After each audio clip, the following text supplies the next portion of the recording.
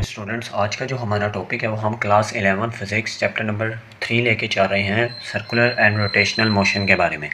उसका आज हम सेंट्रीपिटल फोर्स का जो हमने प्रीवियस टॉपिक पढ़ा था उसकी आज हम एग्जांपल्स और एप्लीकेशन को क्या करेंगे, डिस्कस करेंगे। फ़र्स्ट ऑफ़ ऑल एग्जांपल्स और एप्लीकेशन हम डिस्कस क्यों कर रहे हैं। सेंट्रीपिटल फोर्स हमारी डेली लाइफ में बहुत ज़्यादा अहम रोल प्ले करती है, इस वजह से इसकी एप्लीकेशन को डील करना हमारे लिए निहायत ही ज़रूरी है। इस वजह से जितनी भी हमारे पास डेली लाइफ में हम चीज़ें क्या करते हैं, यूज़ करते हैं, उनमें सेंट्रीपिटल फोर्स का क्या होता है, रोल होता है। अब हम जब जब ये स्टडी करेंगे हमें पता चलता जाएगा कि किस किस जगह सेंट्रीपिटल फोर्स अपना रोल प्ले करती है। फ़र्स्ट ऑफ़ ऑल हम जो स्टडी करेंगे वो एग्जांपल से स्टार्ट करेंगे। तो बिस्मिल्लाह करते हैं और शुरू करते हैं। फर्स्ट जो हमारे पास जो टॉपिक का पॉइंट है वो देखिए, सेंट्रीपिटल फोर्स के एग्जांपल है और उसमें हमारे पास जो फर्स्ट एग्जांपल आती है वो स्ट्रिंग एंड बॉल की आती है। अगर आप किसी भी पत्थर को रस्सी बांध के एक पॉइंट के गिर्द क्या करें, घुमाएं। ये जो मैंने डायग्राम बनाई है आपको यहाँ 3D एनिमेशन भी शो हो जाएगी। अगर ये जो P पॉइंट है, यहाँ एक पर्सन खड़ा है और इसने इस रस्सी के ज़रिए, देखें जो पेंसिल से लाइन ड्रॉ की है, T जिस पे मेंशन है, ये एक रस्सी है, इससे इसने इस बॉल को क्या किया हुआ है, बांधा हुआ है और इस पॉइंट पे खड़ा होके वो इस बॉल को क्या कर रहा है, घुमा रहा है। आप देखेंगे कि ये बॉल इस पूरे एक्सिस के गिर्द क्या करेगी, रिवॉल्व करेगी और इस एक्सिस से बाहर नहीं जा रही। मतलब इसको अंदर एक खींचने वाली फोर्स क्या कर रही है, मजबूर कर रही है कि वो इस सर्कल के एक्सिस में क्या करे, घूमता रहे और इस सर्कल से बाहर ना जाए।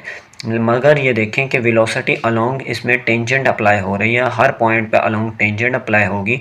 हमने पढ़ा है कि वेलोसिटी जब टेंजेंट होती है उसके मैग्नीट्यूड क्या हो जाती है, कांस्टेंट, और तब जो एक्सेलरेशन प्रोड्यूस होता था कौन सा होता था, सेंट्रीपिटल एक्सेलरेशन। नज़र आ रही है बच्चों डायग्राम? ये देखें, ये हमारे पास जो डायग्राम है इसमें टेंशन जो है हमारे पास, जो फोर्स टेंशन की है, टेंशन की फोर्स कहाँ से आई, ये जो हमने रस्सी बॉल के साथ क्या की हुई है, बांधी हुई है, ये जो फोर्स है ये कौन सी फोर्स है, टेंशन की फोर्स है, जो कि रस्सी बॉल को क्या कर रही है, मजबूर कर रही है। रस्सी में जो फोर्स है टेंशन की, वो क्या कर रही है, बॉल को मजबूर कर रही है कि वो सर्कल में क्या करे, घूमता रहे और इस सर्कल से बाहर ना जाए। चले अब इसके बारे में थोड़ी एक्सप्लेनेशन पढ़ते हैं। When the ball is tied to a string, जब हम एक गेंद या बॉल को क्या करें, बांध दें रस्सी से, and rotated in a circle, और हम सर्कल में क्या करें, इसको रोटेट करें। The ball naturally wants to move in a straight line, ball जो है वो चाहती है कि वो स्ट्रेट लाइन में क्या करे, मूव करे, यहाँ से निकल जाए, चाहती है नहीं। देखिए वेलोसिटी अलोंग टेंजेंट लग रही है, वो तो चाहेगी कि मैं इस सर्कल के एक्सिस को छोड़ के बाहर निकल जाऊं। लेकिन आगे पढ़ते हैं, the string pulls the ball toward the centre, ये जो हमारे पास रस्सी है, स्ट्रिंग है, ये इसको मजबूर करती है कि वो इस सर्कल के एक्सिस में क्या करे, रोटेट करे। ठीक है, ये आप लोगों ने पढ़ लेना है। दिस पुलिंग फोर्स, ये जो रस्सी की फोर्स है, this pulling force is called tension, ये जो पुलिंग फोर्स है ये क्या कहलाती है, हमारे पास टेंशन। और यही जो टेंशन है हमारे पास किसका रोल प्ले कर रही है, सेंट्रीपिटल फोर्स का रोल प्ले कर रही है। इस तरह अगर शॉर्ट आया तो आप लोग ये सारे पॉइंट्स मेंशन करेंगे और इस तरह आपका एक शॉर्ट क्वेश्चन क्या हो जाएगा, कंप्लीट हो जाएगा। हमारे पास नेक्स्ट एग्जांपल है वो हमारे पास है object on a turntable. अगर हम एक ऑब्जेक्ट को टर्न हुए टेबल पे रखें, ये जो मैंने डायग्राम ड्रॉ किया अगर आपको नज़र आ रही है तो देखिएगा ये क्या है, एक टर्न टेबल है। इस पर अगर एक ऑब्जेक्ट को रखें और ये टेबल क्या करे, रोटेट करे, तो हम पढ़ते हैं कि जब कोई बॉडी रोटेट करती है तो उसके वो एक, जब एक बॉडी क्या करती है, रोटेट करती है, अगर उस पर कोई दूसरी बॉडी पड़ी है वो फ्रिक्शन की फोर्स की वजह से उसके सेंटर की तरफ क्या करेगी, मूव करेगी। अब इसकी थोड़ी एक्सप्लेनेशन पढ़ते हैं। When a coin is placed, when a coin is placed on a rotating table, अगर एक कॉइन, आप सिक्के को क्या करो, रोटेटिंग टेबल पे रखें, ठीक है। The coin moves in a circular path, क्योंकि वो टेबल क्या कर रहा है, रोटेट कर रहा है, तो कॉइन भी करेगा, सर्कुलर पाथ में क्या करेगा, रोटेट करना शुरू कर देगा। Friction between the coin and the table put it's toward the centre, जो हमारे पास टेबल और बॉडी के दरमियान फ्रिक्शन की फोर्स है वो क्या करेगी, बॉडी को टेबल के सेंटर की तरफ क्या करेगी, खींचने पर, आने पर क्या करेगी, मजबूर करेगी। और if friction become too small the coin slides off, अगर ये फ्रिक्शन की फोर्स क्या हो जाए, यहाँ से ख़त्म हो जाए, तो ये जो हमारे पास कॉइन है ये इस टेबल से क्या चला जाएगा, बाहर चला जाएगा, मतलब स्ट्रेट पाथ में क्या कर जाएगा, मूव कर जाएगा। ये जो ऊपर मैंने एग्जांपल बताई थी कि लीनियर पाथ टेंजेंट के अलोंग क्या लग रही थी, वेलोसिटी, तो यहाँ भी वही होगा कि ये इसके टेंजेंट के अलोंग जब वेलोसिटी लगेगी तो ये क्या इस सर्कल से बाहर निकल जाएगा। तो यही जो फोर्स है द फ्रिक्शन फोर्स, ये देखें मैंने नास्ट लिखा हुआ है the friction provides the centripetal force. यही जो फोर्स ऑफ फ्रिक्शन है हमारे पास यही रोल प्ले करती है किसका, सेंट्रीपेडल फोर्स का। अगर इसके मुतालिक भी कोई एनिमेशन हुई तो वो मैं इधर डाल दूंगा। आगे जो हमारे पास नेक्स्ट एग्जांपल है सेंट्रीपेडल फोर्स की, वो तो हमें तो हर जगह ये हम नाम सुनते हैं अर्थ रिवॉल्विंग अराउंड द सन, कि हमारी ज़मीन जो है सूरज के गिर्द क्या करती है, घूमती है। अब ये देखिए ये मेरे पास एक सन है और ये मेरे पास जी जो है ग्रेविटी है और ये ई क्या है, अर्थ। अब देखिए सन की जो ग्रेविटी की फोर्स है वो अर्थ को मजबूर करती है कि वो इसके एक्सिस के गिर्द क्या करे, रोटेट करे, इसके जो ऑर्बिट है उसमें क्या करे, रोटेट करे। अब ये जो ग्रेविटी की फोर्स है ये इस अर्थ को क्या कर रही है, मजबूर कर रही है कि वो क्या करे, इस सर्कल में मूव करे। मतलब कि यहाँ जो इस पे अप्लाई हो रही थी वेलोसिटी टेंजेंट के अलोंग, ये चाहती थी कि अर्थ क्या करे, यहाँ से निकल जाए और स्ट्रेट पाथ में क्या कर जाए, मूव कर जाए।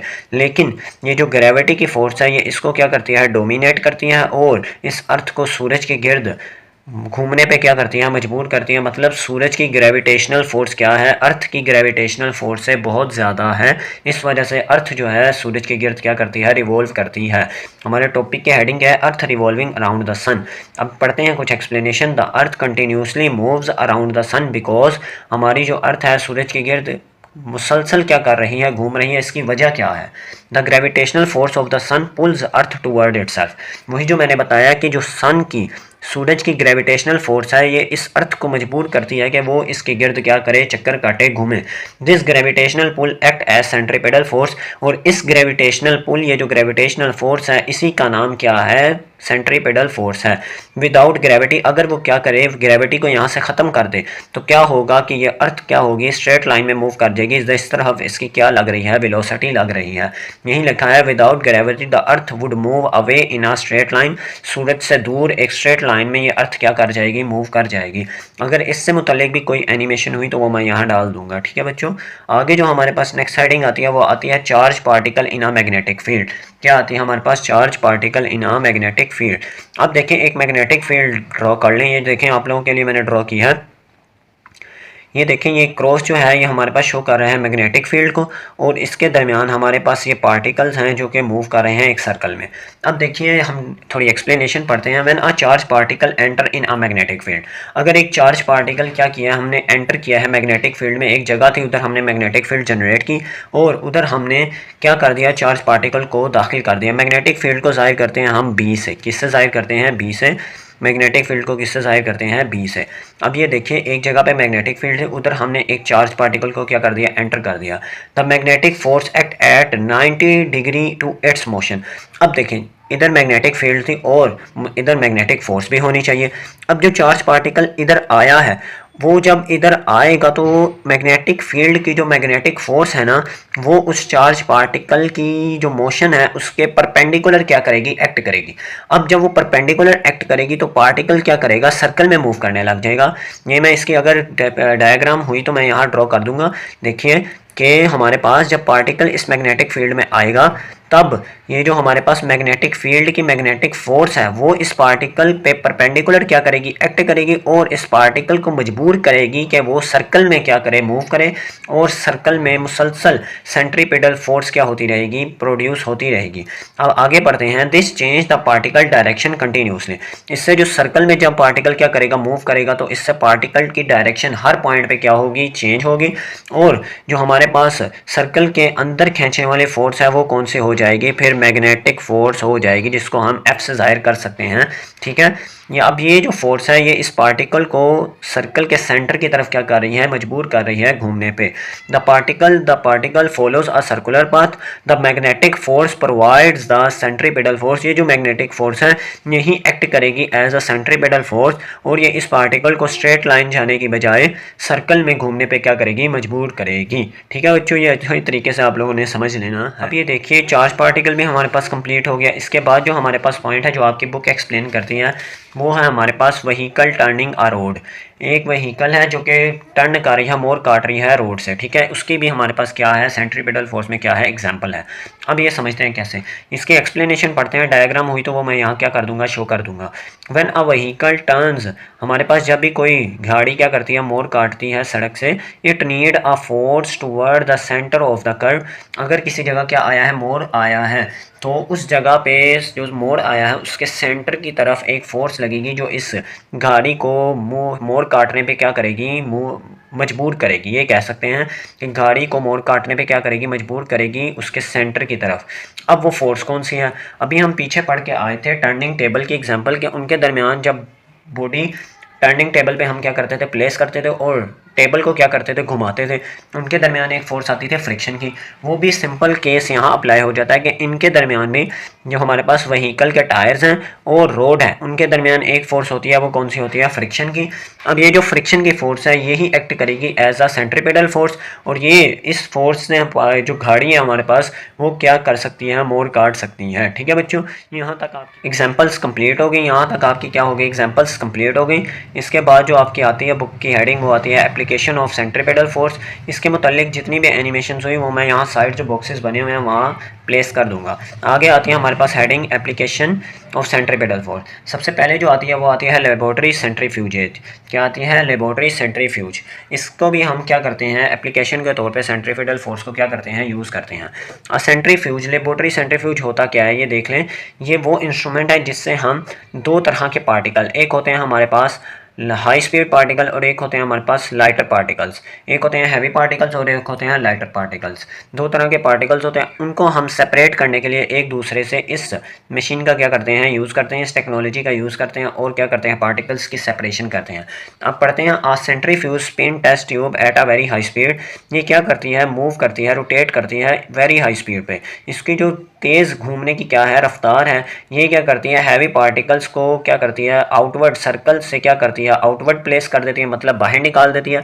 और जो लाइटर पार्टिकल्स होते हैं वो क्या रहते हैं, सेंटर के गिर्द क्या रहते हैं, करीब करीब रहते हैं। और इस तरह हैवी पार्टिकल लाइटर पार्टिकल्स क्या हो जाते हैं, सेपरेट हो जाते हैं। ये जो छोटी सी एग्जांपल है, एप्लीकेशन है, ये आप लोगों ने एज अ क्या याद रखनी है, सेंट्रीपिटल फोर्स की एग्जांपल के तौर पे क्या करनी है, याद करनी है। अब देखें ये जो लाइटर पार्टिकल हैं ये क्या रहे, सेंटर के क्लोज रहे। इनको सेंटर पे क्लोज रखने वाली जो फोर्स है वही यहाँ कौन सी है, सेंट्रीपिटल फोर्स। ठीक है बच्चों, आगे हमारे पास जो आती है वो आती है washing machine dryers. Daily life में जो बच्चियाँ घर में क्या करती हैं, कपड़े धोती हैं, या फिर जो बच्चे भी कपड़े धोते हैं वो क्या करेंगे, इन वॉशिंग मशीन ड्रायर्स में सेंट्रीपिटल फोर्स का क्या देखेंगे, रोल देखेंगे। अब देखिए जब हम मशीन में क्या करते हैं, कपड़े धो लेते हैं, उसके बाद हम उनको खुश्क करने के लिए एक ड्रायर, मशीन ड्रायर का यूज़ करते हैं जिसमें कपड़ों से पानी क्या किया जाता है, सेपरेट किया जाता है। अब देखें इसकी एक्सप्लेनेशन पढ़ते हैं। आफ्टर वॉशिंग द क्लोथ्स, हमारे जब क्लोथ्स क्या करते हैं, वॉश होते हैं, clothes put in a dryer, उसके बाद हम किस में पुट करते हैं, ड्रायर में उनको क्या रख देते हैं ताकि उनका पानी क्या हो जाए, सेपरेट हो जाए। Water is forced outward through the small holes in drum. अब जो ड्रायर का जो हो है, ड्रम है, उसमें क्या होते हैं, स्मॉल होल्स होते हैं। वो क्या करते हैं, वाटर को क्या करते हैं, बाहर खींच लेते हैं। और जो कपड़े होते हैं उनकी जो डायरेक्शन होती है वो क्या होती है, toward the centre of the dryer या एक्सिस। हमारे पास जो एक्सिस होता है उसके सेंटर की तरफ क्या होती है, कपड़ों की डायरेक्शन होती है। और इस तरह हम सेंट्रीपिटल फोर्स को यूज़ करके कपड़ों को सेंटर की तरफ मूव करवा लेते हैं और पानी क्या होता है, आउटवर्ड मूव कर जाता है। ये भी क्या है, एक एप्लीकेशन है किसकी, सेंट्रीपिटल फोर्स की। उसके बाद नेक्स्ट हमारे पास जो आती है लास्ट आपकी एप्लीकेशन, वो आती है हमारे पास क्रीम सेपरेटर की। किसकी आती है, क्रीम सेपरेटर। ये देखिए क्रीम सेपरेटर भी हमारे पास क्या है, एप्लीकेशन है किसकी, सेंट्रीपिटल फोर्स की। अब देखें दो तरह का मिल्क होता है, एक होता है कंसनट्रेटेड मिल्क, एक होता है डाइल्यूट मिल्क। कंसनट्रेटेड मिल्क जो होता है उसमें दो तरह की चीज़ें पाई जाती हैं, एक तो अपना मिल्क होता है और दूसरा क्या होता है, क्रीम होती है। अब देखिए क्रीम सेपरेटर क्या है, cream separator is an instrument used to separate the cream from the milk by using centripetal force. अब क्या करेंगे हम, मिल्क से क्रीम को क्या करेंगे, सेपरेट करेंगे, किसकी मदद से, सेंट्रीपिटल फोर्स की मदद से। अब देखिएगा milk contain light cream and heavy milk. अब देखिए मैंने अभी बताया कंसनट्रेटेड मिल्क होता है, हमारे पास मिल्क की मिकदार क्या होती है, ज़्यादा, और उसमें कम मिकदार में क्या पाई जाती है, क्रीम पाई जाती है।